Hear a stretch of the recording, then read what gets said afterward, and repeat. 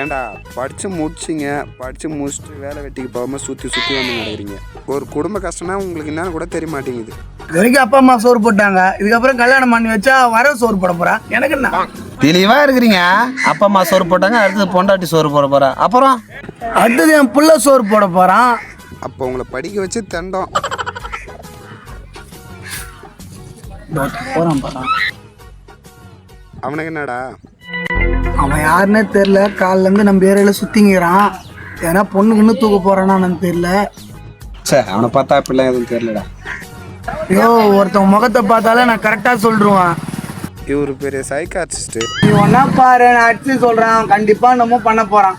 மாமா நீ இங்க என்ன மாமா பண்ற? அக்கா வந்து தயிர் பாயிட்டு வாங்கிட்டு சொல்லி வீட்டுல சண்டை போட்டு காசு கொடுமாமா. சரி போட, நான் வாங்கிட்டு வரணும் போட. மாமா அவனுக்கு திட்டு போயினா? ஏன் மச்சான் திட்டு போயினா? அட பொம்மால